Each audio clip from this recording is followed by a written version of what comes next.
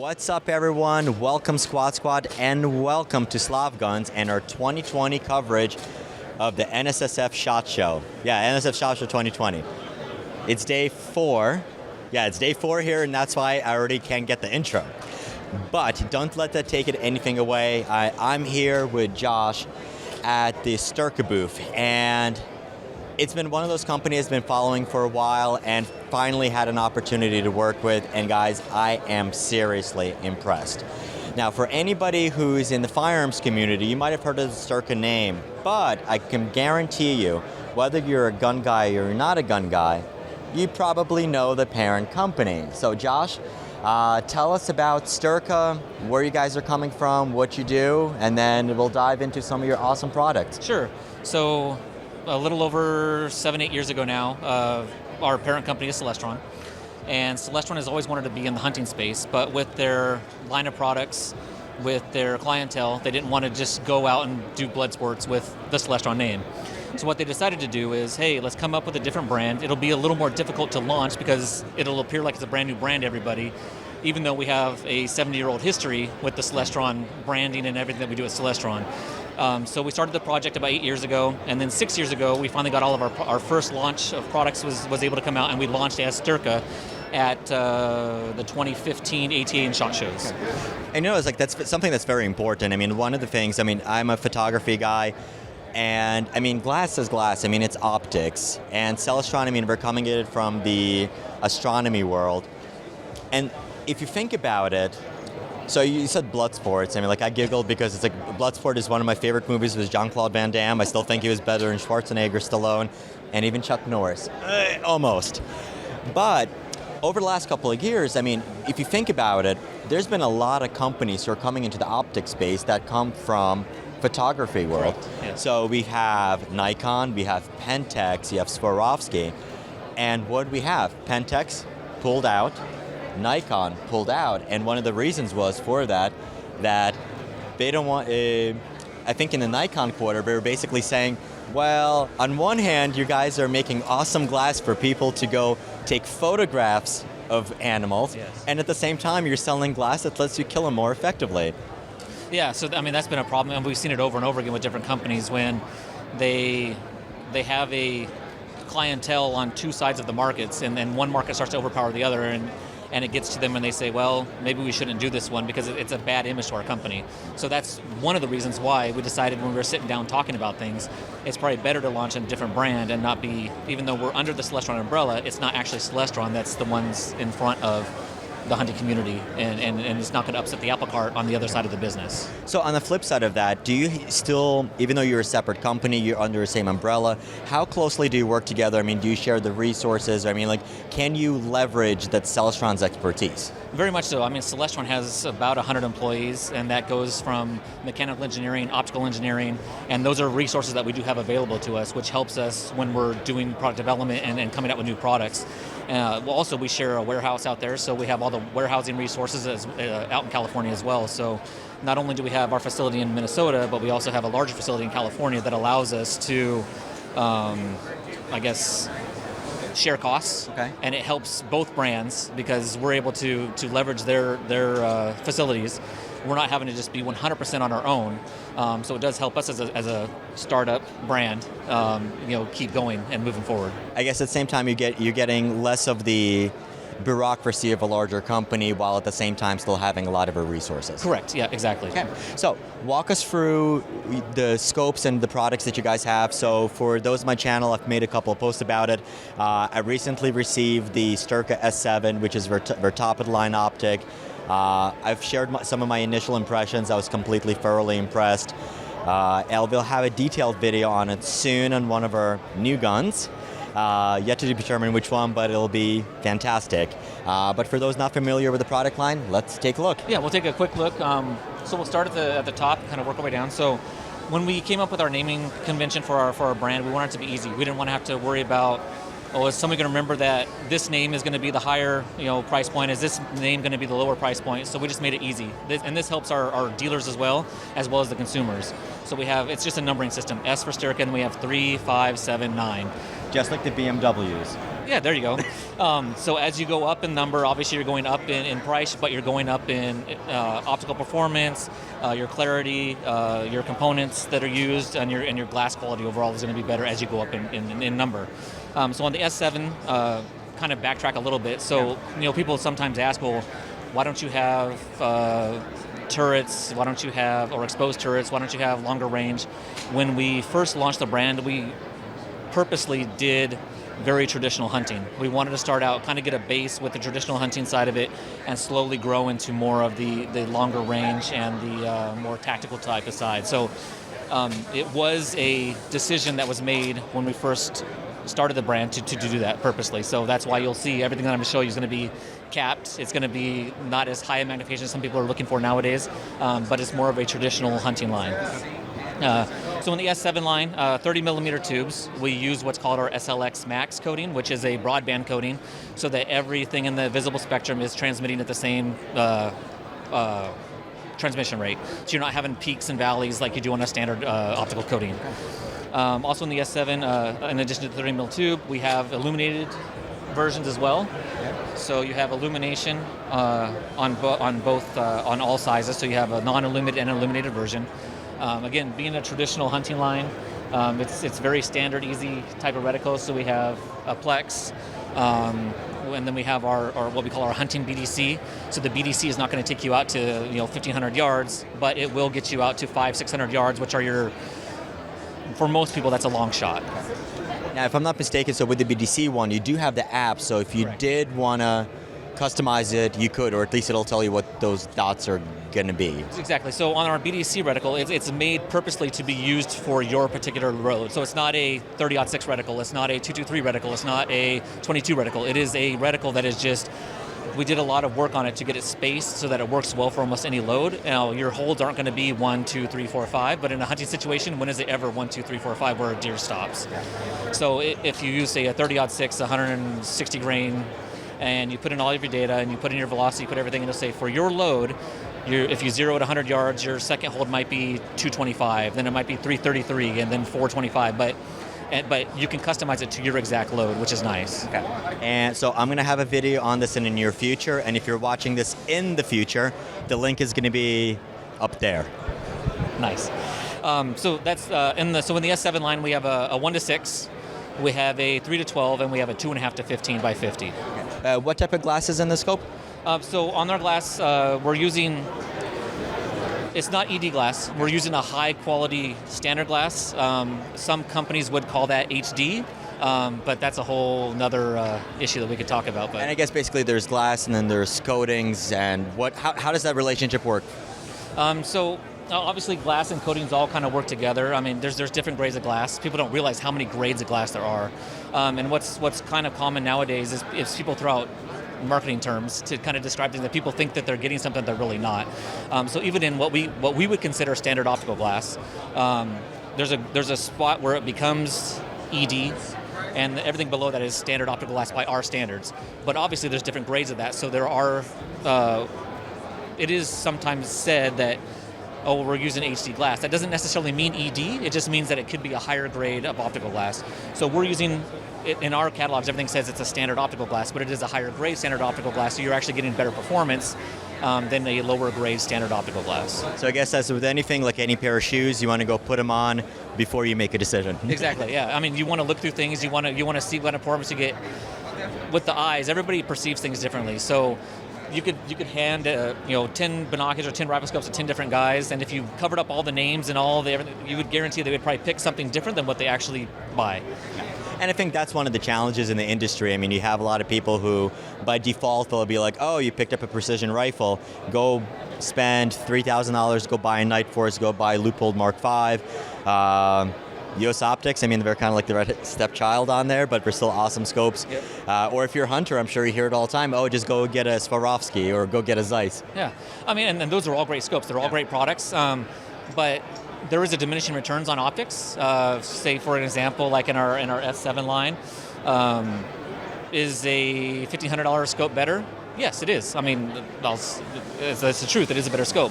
But for the average guy, is there enough performance difference between that that it's going to be worth your extra money. Would you rather use that money on a hunt? Would you rather use that money on a rifle? All things being equal, you should spend relatively close to what you spend on your rifle in most situations, but if you have to skimp somewhere, most people tend to skimp on the optics, unfortunately, when they really shouldn't. It should be the other way around. But if you're going to spend, you should spend as high as you can go, and realize that you do get more performance as you go up in price, but what you're getting in return for that optical performance starts to get smaller and smaller as you go up in price. And I think that's a critical point. So one of the things we've seen on the channel, so I often get asked this advice, okay, well, what type of optic should I get? And I think it really depends on how you're going to use it, because so I've had one day at the range, I had a cheapy $200 optic, then I had a $800 optic, and then I had the standard that we're using for the Precision Rifle series, which is Mark V HD, which is a $2,500 optic. And if you're shooting in broad daylight with nice sunny conditions, everything looks good. Everything looks good. I mean, they almost all look the same. It's only if you're shooting early in the morning or as the sun started setting, you quickly saw the difference between that $200 optic and the rest. And honestly, once you got to a certain price point, and I'm sure that Styrka S7 is going to fit right in there, having already played with it, it's going to be very difficult to tell the difference between the two optics. I mean, the diminishing. It's diminishing returns. I mean, it's minutia that you're talking about. Yeah, I mean, going from $200 to $500. I mean, there is quite a bit of difference in optical performance going from that type of jump. Once you get to that, as you creep up closer to 1,000 and you start going above that, what you start to get out of for your money, for say 2 to 5, you're getting that much more out of it. When you go from 1,000 to 1,500, I mean, you're squeezing so much less out of the performance of the scope, but it costs that much more to get that little bit of performance out of it. Awesome. So that's the S7. What's the pricing? What's the availability? Everything's available in stock. The pricing on the S7s run from just under $500 to around $650, $675. So definitely going to be a very good value. I mean, absolutely. And I would, honestly, if you threw a $1,500 price tag on it, I would be able to easily justify it. Perfect. All right. So let's move on down from the 7 series to the 5 series. So smaller car, smaller trunk, but still a lot of technologies. Oh wait, wrong ones. We're not at the New York Auto Show. Yeah, so the next step down would be our S5 series. Okay. Our S5 series goes down to a 1-inch tube. There is no illumination, and it goes down to our standard coating. So this is going to have your standard, optical curve where it's going to peak in your blues, greens, and then start to drop off. So it doesn't have that broadband coating where everything is level all the way across. So optically, the 7 optics and things used inside the S5 and 7 are very similar, but it's just the transmission rate is not going to be exactly the same in the 5 as the 7. The other thing, obviously, like I said, it's a 1-inch tube and no illumination. Most models do have side focus, but there are models that do not have side focus as well. And the higher magnifications, the 4.5 to 14, they all have side focus because of that higher magnification range. 3 to 9, we have it in the side focus, and we also have a 1 3/4 to 5 by 32, kind of a shotgun slug 22 type scope, which does not have side focus adjustment. So that would be internal components, exactly the same as the S7. So the same, I shouldn't say exactly the same. The 30 millimeter, we do use a larger tube in the 30 millimeter, obviously, but material-wise, they're the same in the 5s and the 7s. Okay. And what is the S5 series, the price, what is the range? Just under 300 to just around 430-ish. Okay. And I'm assuming, once again, all of them are going to be available for anybody just to go and buy. Yep, exactly. Cool. All right. Is our S3 series. So this is our opening price point. This runs in that mid-2s to just over 300, like 319-ish. Okay. This line is kind of your staple, first time out, something that you don't want to spend a lot of money on, but still has really good performance. Optics, again, since we're going to a lower price point, obviously your components and your optics, that's where you have to sacrifice. Still a 1-piece tube, so there's nothing, we don't have to do anything in a 2-piece tube. Everything's 1-piece tube, so even in our S3, it's 1 piece, sorry. And we have a 2 to 7. And again, these come in both Plex and BDC reticles. We have a 3 to 9, both in Plex and BDC. Neither of those have a side focus, so that's another area where we. And I'm assuming the parallax is fixed at what distance? 100 yards. And then we have a 4 to 12 by 50, and that does have a side parallax, and that's kind of our top magnification range in the S3 series. Okay. Now, can you speak to the durability of the different optics? Yeah, so we test everything the same. So we test everything. So we spot check. I'll put it this way. So on this test, we spot check. We do 1,000 times at 1,000 Gs. and then we do every scope 100 times at 1,000 Gs before it ever leaves the factory floor. So basically, if somebody's going to put on a larger Magnum, it should hold up. Yes, correct. Okay. So we have the S7, S5, S3, and then I see on the table you got something new. That's correct. So in the upper Midwest, we have a lot of shotgun and straight wall areas where you can't shoot any type of center fire. And because of that, there's a lot of people that are with the craze of the 350 Legend. 450 Bushmaster keeps picking up popularity. There's a lot of guys that want to be able to just, instead of having to worry about a BDC reticle and worrying about all the different lines and holding on the wrong hold, they just want something they can easily turn a dial. They want a range, turn a dial, and shoot. So we took our S3, 3 to 9x40, and what we did is we worked with Kenton Industries, and we came up with a 350 Legend ballistic turret and a 450 Bushmaster ballistic turret. So somebody can go to the range, they buy the scope, it comes with your standard turret on top of it, go to the range, 0 to 100. Then all you do is take off, use the screw, take off the factory one, set your dial to 1, line it up with the mark here, and now you're set for 100 yards. If you range a deer at 200, you turn to the 2, pull the trigger, the animal drops. It's a standard plex, so all you're doing is moving your internals up and down instead of having to worry about raising your scope up and down and worrying about making a wrong hold. And what's the price and availability on this one? These are all available in stock, and they run in that $239 price point. Any ideas, can we possibly expect these type of dials for other calibers? Let's say, for example, if you want to get into precision shooting or anything along those lines? Yeah, so we work with Kenton Industries right now, and Kenton can make anything for the S5, S7, or S3 line. So if you have your own rifle that you have a Styrka scope on, you can actually go to Kenton, and right on their page you can order your own custom turret. Awesome. So even though I'm not a hunter, I guess you do have one other item here that's also new that's going to be helpful, I guess, both to hunters and long-range shooters who are looking to spot for targets. Correct. So similar to our rifle scopes, we have 4 series of binoculars. So we have a S3, S5, S7, and S9. And this year we came out with the new S5, so it's an upgraded version of our previous S5. Comes in a 10x42. And the main thing that we did that's different is that we added our SLX Max coating to that broadband coating. So the nice thing about it is, even though we were able to upgrade our coatings, get better performance out of the binocular, it actually is at the same price point of $399 that it was before with the older coatings. So we were able to actually improve performance, make it a better optic overall, and still keep that at the same price point. Awesome. Now, one thing we didn't talk about yet, and I guess really what sets your company apart from others, is your backing of the products. Yeah, so I mean, there's a lot of no-fault warranties, but we also have a no-fault warranty. And when we were coming up with the brand and deciding what we could do different to kind of stand out from the crowd, is we said, well, let's give some additional customer service. So what we do is we allow our customers once a year to, after they've been out in the field, been out in the mud and the dirt and the dust, they can actually take their optic off. If they want to take it off their rifle, they can.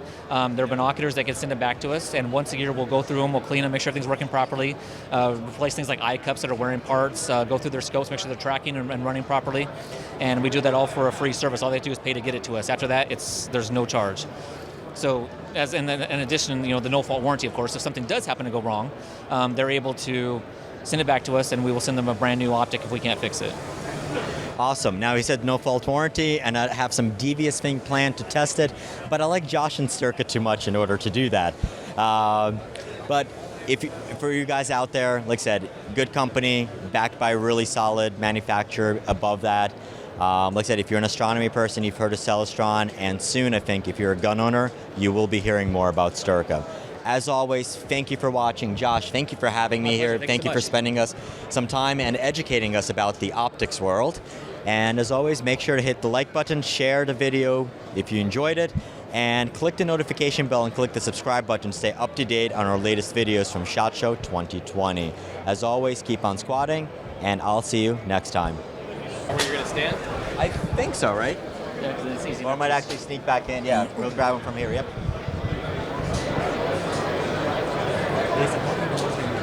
All right, we're recording. It's happened Max? once, man. Ready? You're good. By the way, are you related to any of the George Lazenby? No, I get that asked all the time. I was like, He didn't know who he was. I'm like, no, somebody says, that name sounds familiar. I'm like, I know what you're thinking. James Bond, one time. They're like, oh yeah. and he was completely underrated. Yeah. Yeah. Hey. Yeah. No I version that I know of anyway. All right. I haven't done the old what's that? what's that thing you can do where you can your family tree and all that junk?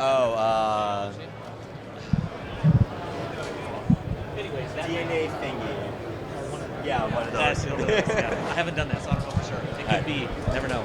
All right. I don't know about any family in Australia, so. Good morning.